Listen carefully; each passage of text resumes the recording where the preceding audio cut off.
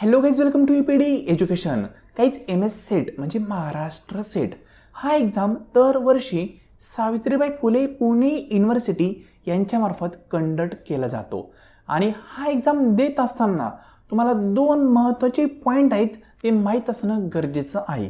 त्यातील first point हा आहे की कुठल्या सिच्युएशनमध्ये कुठल्या चुकांमुळं तुमचा रिझल्टच येत नाही. म्हणजे तुम्ही एक्झामला खूप चांगला परफॉर्मन्स दिलेला असतो, खूप चांगला अभ्यास केलेला असतो, पण काही मिस्टेक अशा आहेत की त्या मिस्टेक जर तुमच्याकडून घडल्या तर रिझल्ट कुठल्याही सिच्युएशनमध्ये तुम्हाला भेटत नाही. हा फर्स्ट पॉईंट. आणि सेकंड पॉईंट म्हणजे हा आहे की अशा कुठल्या चुका आहेत किंवा असे कुठले प्रश्न असतात की त्या ठिकाणी तुम्ही योग्य उत्तर देऊन देखील तुमचं उत्तर हे चुकीचं कन्सिडर केलं जातं. म्हणजे तुम्ही तुमच्या अँगलने करेक्ट आन्सर दिलेलं असतं, पण MS सेट डिपार्टमेंटकडून ते आन्सर चुकीचं कन्सिडर केलं जातं. ती देखील सिच्युएशन आपण पाहणार आहोत. म्हणजे आजच्या लेसनमध्ये आपण दोनही महत्त्वाचे पॉईंट पाहणार आहोत. हे पॉईंट कदाचित बऱ्याच विद्यार्थ्यांना माहीत नसतील. तर गाईज, आजचं लेसन खूप महत्त्वाचं ठरणार आहे. इन फ्युचर तुम्ही कधी MS सेट एक्झाम देणार असाल तर त्या दृष्टिकोनातून हे लेसन महत्त्वाचं ठरू शकतं. तर फ्रेंड, आजचं लेसन सुरू करण्याआधी तुम्ही या चॅनलवर फर्स्ट टाईम असाल तर नेट, सेट आणि पेट या तीनही एक्झामच्या अपडेटसाठी या चॅनलला सबस्क्राईब करू शकता किंवा या चॅनलची एक टेलिग्राम चॅनल आहे, त्याची लिंक तुम्हाला डिस्क्रिप्शन बॉक्समध्ये दिलेली आहे, त्याला जॉईन करू शकता. तिथेही तुम्हाला नेट, सेट आणि पेट या तीनही एक्झामबद्दल अपडेट्स कळवले जातात. आणि आणखी एक छोटीशी इन्फॉर्मेशन, काहीच MS सेट एक्झाम 2025 जो नेक्स्ट एक्झाम होणार आहे, या एक्झामसाठी आपण एक क्रॅश कोर्स लॉन्च केलेला आहे. त्यामध्ये पेपर फर्स्ट तुम्हाला डिटेलमध्ये कव्हर करून दिला जाईल. म्हणजे तो कोर्स पाहिल्यानंतर तुम्हाला अदर स्टडी करण्याची गरज नाही आहे. फुल अँड फायनल पेपर फर्स्टचा तो कोर्स आहे. ठीक आहे, पूर्णपणे तुम्ही त्या कोर्सवर डिपेंड राहून चांगल्या प्रकारे स्कोअर करू शकता. तर हा जो कोर्स आहे पेपर फर्स्टचा, तो तुम्हाला जॉईन करायचा असेल किंवा त्या संदर्भात अधिक माहिती हवी असेल तर तुम्ही आपल्या व्हॉट्सअप नंबरला मेसेज करू शकता. व्हॉट्सअप नंबर आहे 9011 36 20 82. यावर मेसेज करून तुम्ही अधिक माहिती मिळवू शकता. आणि जे विद्यार्थी कॉमर्स बॅकग्राऊंडचे आहेत त्या विद्यार्थ्यांसाठी देखील आपण डिटेल कोर्स लॉन्च करीत आहोत.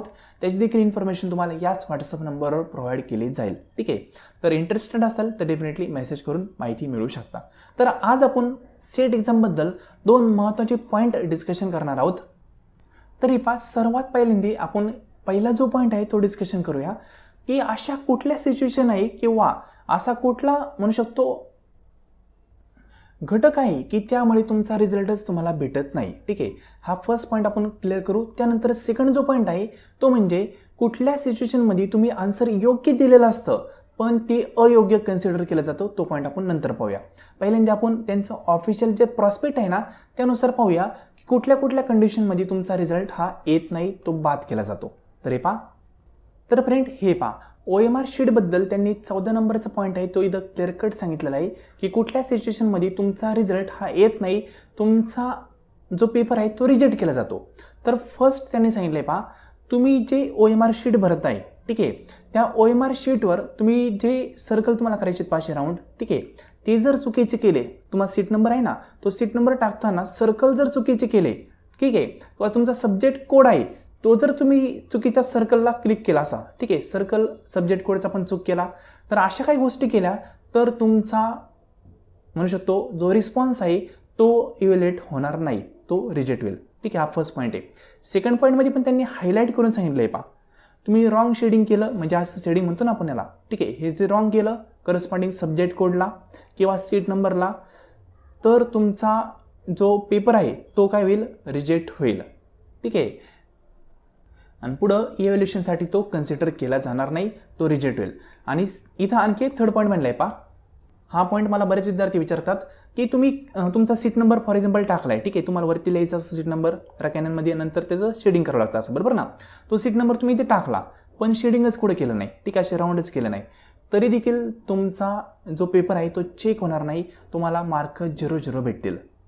रिपीट करतो, तुम्ही तुमचं नाव लिहिलं, ठीक आहे, काही हरकत नाही, पण जो सीट नंबर आहे, पहा, सीट नंबर तुम्हाला लिहावा पण लागतो त्यामध्ये आणि नंतर शेडिंग पण करावं लागतं. हे शेडिंग करताना जर तुम्ही चुकीचं शेडिंग केलं, ठीक आहे, म्हणजे इथं फॉर एक्झाम्पल 2 होता, तुम्ही चुकून 3लाच केलं, नंतर कळालं अरे 2 होता, चुकीचं शेडिंग ना, तुमची तुमचा जो रिझल्ट आहे तुम्हाला भेटणार नाही आहे. किंवा तुम्ही फक्त नंबर हाताने लिहिला आहे पण शेडिंग केलं नाही, खाली राऊंड केले नाही, तरी देखील तुम्हाला मार्क 0 भेटणार आहे. तुमचा जो पेपर आहे तो त्या ठिकाणी रिजेक्ट होईल. आणि आणखी एक महत्त्वाचा पॉईंट आहे पहा, तो म्हणजे जर पेपर फर्स्टमध्ये तुम्ही अशा प्रकारची काही चूक केली, सीट नंबर वगैरे चूक टाकला, ठीक आहे, शेडिंगचं प्रॉपर केलं नसेल, तर पेपर फर्स्ट तुमचा तिथं चेक केला जाणार नाही. आणि जर पेपर फर्स्ट हा चेक झाला नाही तर पेपर सेकंड देखील चेक होत नाही, हे लक्षात ठेवा. म्हणजे पेपर फर्स्ट तुमचा क्लिअर असेल, चांगल्या प्रकारे तुम्ही त्याला फिल केला असेल, तो चेक झाला तरच पेपर सेकंड हा चेक होतो. ज्या विद्यार्थ्यांचा पेपर फर्स्ट चेक झाला नाही त्यांचा सेकंड पण होत नाही. तुम्ही किती चांगला परफॉर्मन्स दिला असला तरी पण तुम्हाला म्हणून पेपर फर्स्ट पण प्रॉपरच द्यावा लागतो, तरच पेपर सेकंड चेक होतो. ह्या काही बेसिक गोष्टी आहेत, तुम्हाला माहीत असतील, काहींना माहिती नसतील. जे विद्यार्थी नवीन आहेत, ज्यांनी फर्स्ट टाइम एक्झाम देण्यासाठी प्रयत्न केला आहे, त्यांना कदाचित ह्या गोष्टी माहीत नसतील. त्या विद्यार्थ्यांचा विचार करून मी सर्व गोष्टी तुम्हाला सांगतोय, ठीक आहे. बाकी त्यांनी खाली पण पॉईंट दिलेत पहा. तुम्ही पेनऐवजी एखाद्या वेळेस पेन्सिलने सर्कल केलं तरी पण तुमचं तिथं क्वेश्चन तो बाद होऊ शकतो, पर्टिक्युलर क्वेश्चन. आणि सीट नंबरच तुम्ही पेन्सिलने केला असेल राऊंड तरी पण तो बाद होईल, ठीक आहे. तुम्हाला पेनच वापरायचा आहे, ब्ल्यू किंवा ब्लॅक पेन दोन्हीपैकी एकच वापरायचा. त्यानंतर बाकी भरपूर त्यांनी पॉईंट दिलेत पहा. तुम्ही जर अनफेअर ट्रीटमेंट दिली असेल, म्हणजे सुपरवायझर आहेत किंवा जे एक्झामिनेशनमध्ये तुमचे कंट्रोलर असतील, ठीक आहे, त्यांना जर तुम्ही चांगली ट्रीटमेंट दिली नसेल किंवा त्यांच्याशी तुम्ही बॅड बिहेवियर केला असेल तरी देखील तुमचा रिझल्ट तिथं येणार नाही. त्यांनी जर तिथं शेरा दिला असेल तर तुमचा रिझल्ट येणार नाही आहे, ठीक आहे. अनफेअर तुमचं काय असेल तर, किंवा तुम्ही वर्गामध्ये बसलात आणि तिथं तुम्ही एखादं जेवण वगैरे करताय आणि तुम्हाला सुपरवायझर म्हणले की करू नका या गोष्टी, किंवा तुम्ही एखादी कोल्ड्रिंक पेटतायत आणि सुपरवायझरचं म्हणले ते पिऊ नका पण तुम्ही तरी करताय आणि सुपरवायझरने ठरवलं तरी पण तुम्ही तिथं फेल होऊ शकता. त्यांचा जर रिमार्क आला तर तुम्हाला तिथं एक्झाम देता येत नाही. तुम्ही जरी एक्झाम दिला आणि त्यांनी नंतर जरी तुमच्या एक्झामच्या शीटवर रिमार्क दिला की अनफेअर म्हणून, ठीक आहे, तरी पण तुमची म्हणू शकतो जी रिस्पॉन्स शीट आहे ती इव्हॅल्युएट होत नाही, त्याचं रिझल्टमध्ये कन्सिडर केलं जात नाही, ठीक आहे. म्हणून सुपरवायझरशी पण तुम्हाला तुमचं कंडक्ट आहे, बिहेवियर आहे ते चांगलं ठेवावं लागतं. म्हणजे एकदम बेसिक काही पॉईंट आहेत, पण महत्त्वाचे पॉईंट म्हणजे हाच आहे की बरेच विद्यार्थी मला म्हणत होते की सर म्हणजे जेव्हा सीट नंबर आहे, ठीक आहे, त्या सीट नंबरमध्ये ही चूक आमच्याकडून झाली मग रिझल्ट येईल का, किंवा आम्ही सीट नंबर लिहिला पण सर्कलच केलं नाही, राहून गेलं, रिझल्ट येईल का. म्हणजे खूप असे विद्यार्थी नाहीत, पण 10 ते 12 विद्यार्थ्यांचे मला मेसेज आलेले आहेत, ठीक आहे, व्हॉट्सअपवर आहेत ते. तुम्हाला वाटलंच तर मी ते शेअर पण करू शकतो. आता त्या विद्यार्थ्यांचा रिझल्ट कदाचित येणार नाही, कारण त्यांनी चूक केलेली सीट नंबरमध्ये जर चूक झाली रिझल्ट येत नाही. आणि त्यातल्या त्यात फर्स्ट पेपरमध्ये जर चूक झाली तर पेपर सेकंडच चेक होत नाही, हे लक्षात ठेवा, ठीक आहे. तर हा फर्स्ट पॉईंट होता की कुठल्या कंडिशनमध्ये तुमचा रिझल्ट येत नाही. बाकी तुमचं नाव चुकून द्या, काहीच फरक पडत नाही, ठीक आहे. तुम्ही कुठलीही गोष्ट करा, काही फरक पडत नाही. फक्त सीट नंबर जर चुकला तरच फरक पडतो, एवढं लक्षात ठेवा. सीट नंबरला प्रॉपरली केअरफुली भरणं गरजेचं असतं. आता फर्स्ट पॉईंट होता. आता जो सेकंड पॉईंट आहे तो म्हणजे कुठल्या सिच्युएशनमध्ये तुम्ही आन्सर योग्य दिलेलं असतं पण ते रॉंग कन्सिडर केलं जातं. तर त्यासाठी मी आत्ताचाच 2024चा जो कॉमर्सचा पेपर आहे ना तो इथं घेतलेला आहे आणि त्यामार्फत तुम्हाला तो पॉईंट एक्सप्लेन करतो. तर काहीच हे पहा, आत्ताचाच एक्झामचा पेपर आहे, 76 नंबरचा क्वेश्चन आहे कॉमर्स सेटचा, ठीक आहे. आता त्यामध्ये जर तुम्ही क्वेश्चन बारकाईने पाहिला तर या ठिकाणी त्यांनी निगेटिव्ह बोललंय आणि या ठिकाणी त्यांनी काय बोललंय, पॉझिटिव्ह बोललंय, ठीक आहे. म्हणजे इथं विचारलं लेस दॅन 40% आणि इथं विचारलं काय 40% जास्त, म्हणजे पूर्णपणे क्रॉस आहे पहा. इथं त्यांनी विचारलंय मायनसबद्दल, इथं विचारलंय प्लसबद्दल. आन्सर पूर्णपणे बदलणार आहे. आता ज्या विद्यार्थ्यांनी मराठीतून एक्झाम दिला असेल त्यांचा आन्सर त्यांच्या प्रश्नानुसार करेक्ट असणार आहे, पण ज्या विद्यार्थ्यांनी इंग्लिशमधून एक्झाम दिलेला आहे, ठीक आहे, त्यांनी काय वाचलं इथं लेस दॅन 40% आणि त्यांनी त्यानुसार आन्सर दिला असेल, मग या ठिकाणी दोनही क्वेश्चन पूर्णपणे वेगळे होत आहेत, त्यांचा अर्थ वेगळा होतो. कारण इथं जास्त म्हणलंय, इथं लेस म्हणलंय, फरक कळतोय ना. मग या ठिकाणी होतं काय, तर या ठिकाणी जर या क्वेश्चनला चॅलेंज कुठल्याही विद्यार्थ्यांनी केलं नाही तर आन्सर कीमध्ये जे आन्सर येईल ना ते येईल ॲज पर इंग्लिश क्वेश्चन, ठीक आहे. मराठीला त्या ठिकाणी कन्सिडर केलं जात नाही. मग चॅलेंज जर केलं नसेल तर 76 नंबरच्या क्वेश्चनचं फॉर एक्झाम्पल त्यांनी आन्सर दिलं 50 फॉर एक्झाम्पल, तर ऑप्शन जो आपला डी आहे ना तोच फायनल आन्सर कीमध्ये तुम्हाला येईल. आता मराठीतून पण काही विद्यार्थ्यांनी फॉर एक्झाम्पल ऑप्शन ए दिला असेल आणि मराठीतून क्वेश्चननुसार आन्सर ए हे करेक्ट आहे, पण या क्वेश्चनला कोणी चॅलेंज केलं आहे का, केलेलं नाही आहे. मग लेस दॅन वाल्यांचं ज्यांचं आन्सर असेल ना तेच फायनल कन्सिडर केलं जाईल. मराठीचं आन्सर योग्य असून देखील ते चुकीचं कन्सिडर केलं जाईल, कारण या ठिकाणी प्रायमरी लँग्वेज ही इंग्लिश कन्सिडर केली जाते. कुठलाही कॉम्पिटेटिव्ह एक्झाम असो, हाच नाही, कुठलाही असो, त्या ठिकाणी दुसरी जी लँग्वेज असते ना ती सप्लिमेंटरी असते. ठीक आहे, मेन लँग्वेज इंग्लिश असते. मग लक्षात घ्या, जे कॉमर्सचे विद्यार्थी असतील त्यांनी अशा प्रकारच्या क्वेश्चनला चॅलेंज करायला हरकत नाही. या क्वेश्चनचे मार्क तुम्हाला सर्वांना इक्वली भेटतील, म्हणजे आन्सर कीमध्ये 9 आन्सर येऊ शकतं. तसं जर पाहिलं नियमानुसार तर ते काय करणार, इंग्लिश हे फायनल कन्सिडर करणार आणि इंग्लिशमधून ज्या विद्यार्थ्यांनी एक्झाम दिला आहे त्यांचं इथं ॲडव्हान्टेज होणार. इथं मराठीतून तुम्ही प्रॉपर वाचलाय, तुमच्यानुसार आन्सर ए हे करेक्ट आहे कारण इथं जास्त विचारलंय, बरोबर ना, आणि विचारलंय लेस दॅन. मग इथं दोघा पण विद्यार्थी करेक्ट आहे, पण तरी देखील जर या क्वेश्चनला चॅलेंज केलं नाही तर इंग्लिशवाल्यांचं आन्सर फायनल आन्सर कीमध्ये करेक्ट येतं, मराठीच्या ठिकाणी चुकतं. म्हणजे पहा, तुम्ही तुमच्या जागेवर बरोबर होते पण तरी आन्सर तुमचं चुकलंय, कारण का त्यांची इथं चुकी पहा, स्पेलिंग मिस्टेक त्यांनी केलंय. ठीक आहे, इंग्लिश मराठी ट्रान्सलेशन करताना त्यांच्या चुका काढल्यात, पण त्या चुका इथं ग्राह्य धरल्या जात नाही. त्यांनी सांगितलंय की आम्ही फक्त फायनल इंग्लिशच कन्सिडर करू, जर चॅलेंज केलं नाही तर चालेल. मग अशा क्वेश्चनला तुम्ही डेफिनेटली चॅलेंज करा. आता हा व्हिडिओ चॅलेंजिंग आन्सर कीच्या आधी टाकण्याचा हेतू हाच आहे की तुमचा जे क्वेश्चन पेपर आहे ना, पेपर फर्स्ट असेल किंवा पेपर सेकंड असेल, त्या ठिकाणी प्रॉपरली पहा इंग्लिश आणि मराठी हे दोन्ही क्वेश्चन पूर्णपणे वेगळे आहेत का असं पहा. तुम्हाला 1 ते 2 क्वेश्चन भेटतील, त्या क्वेश्चनला डेफिनेटली चॅलेंज करा. ठीक आहे, तुम्हाला सर्वांना त्याचे क्वेश्चनचे मार्क इक्वली भेटतील. आता आणखी एक क्वेश्चन आहे पहा, यामध्ये तुम्हाला दाखवतो. कॉमर्सचीच क्वेश्चन पेपर आहे पहा, 83 नंबरचा क्वेश्चन.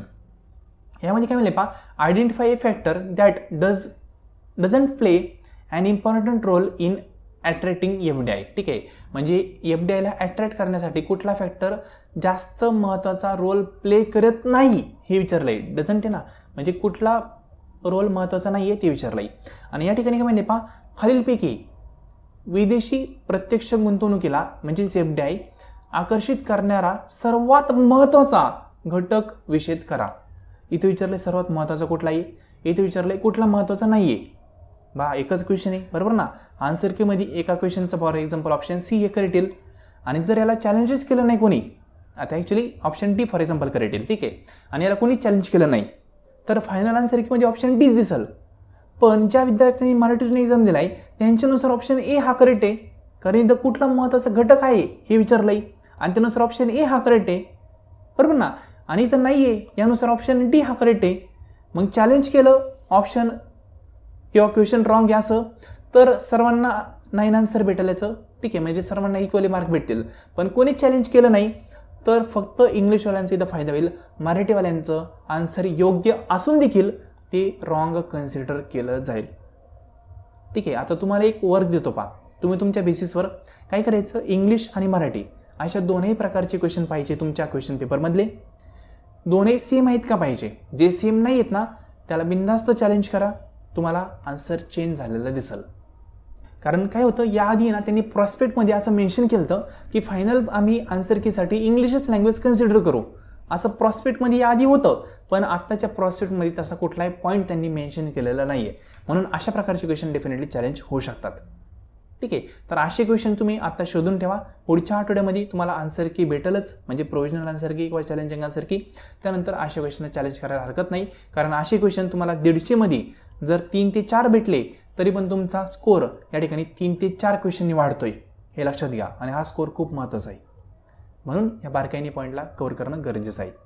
ठीक आहे, कारण तेही माणसं आहेत क्वेश्चन पेपर काढणारी, चुका त्यांच्याकडून येऊ शकतात, पण चुका शोधणारे तुम्ही पण माणसंच आहात, विद्यार्थी आहात, म्हणून चुका तुम्ही शोधा. ठीक आहे, आणि त्यांच्या चुकांचा ॲडव्हान्टेज तुम्हाला आता भेटू शकतं. तर व्हिडिओ ॲड करण्याचा हेतू हाच होता की अशा प्रकारचे क्वेश्चन तुम्ही आधीच शोधून ठेवा, जेणेकरून चॅलेंजिंग आन्सर कीचं आल्यानंतर तुम्हाला लगेचच चॅलेंज करता येईल. ठीक आहे गाईज, तर आय होप तुम्हाला दोन्ही पॉईंट प्रॉपर कळले असतील. तर कुठल्या सिच्युएशनमध्ये तुमचा रिझल्टच येत नाही, रिजेक्ट होतो. आणि सेकंड म्हणजे कुठले क्वेश्चनचे आन्सर तुमचे योग्य असून देखील ते चुकीचे ठरू शकतात. या दोन्ही पॉईंटला मी आज एक्सप्लेन केलेलं आहे. तुम्हाला आणखी काही क्वेरी असेल, कुठलाही डाऊट असेल तर तो तुम्ही कमेंट बॉक्समध्ये कमेंट करू शकता, त्याचा आन्सर मी देण्याचा प्रयत्न करेल. आणि आणखी एक पॉईंट आहे पहा यातला महत्त्वाचा,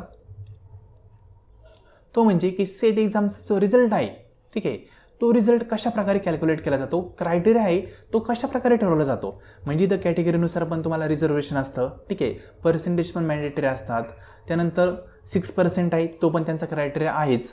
मग हे सर्वांचं कॅल्क्युलेशन कशा पद्धतीने केलं जातं हे जर तुम्हाला माहीत नसेल आणि तुम्हाला माहीत करून घ्यायचं असेल तरी तुम्ही कमेंट बॉक्समध्ये कमेंट करू शकता. नेक्स्ट व्हिडिओ मी या संदर्भात तुम्हाला प्रोव्हाइड करेल. म्हणजे रिझल्ट ॲक्च्युली कशा प्रकारे डिक्लेअर केला जातो, कारण खूप पॉईंट आहेत ना. पहिला पॉईंट असतो 40% पुढे तुम्हाला पर्सेंटेज पाडायचे. सेकंड पॉईंट असतो कॅटेगरी. थर्ड पॉईंट असतो की तुम्ही त्या कॅटेगरीमध्ये असले तरी तुमचा सब्जेक्ट कुठला आहे, ठीक आहे. ते पाहिल्यानंतर जे 6% विद्यार्थी आहेत त्यामध्ये तुम्ही येत आहेत का, म्हणजे सर्वांचं गुणोत्तर कशा प्रकारे काढलं जातं ते मी तुम्हाला नेक्स्ट व्हिडिओमध्ये सांगेल. जर तुम्हाला माहीत नसेल तर कमेंट बॉक्समध्ये तुम्ही कमेंट करू शकता. तर गाईज हे लेसन पाहिल्याबद्दल thank you so much. I hope तुम्हाला हे लेसन हेल्पफुल ठरलं असेल. जे विद्यार्थी नवीन आहेत त्या विद्यार्थ्यांच्या दृष्टिकोनातून हे लेसन प्रोव्हाइड केलं आहे. हे लेसन संपूर्ण पाहिलं त्याबद्दल थँक्यू सो मच.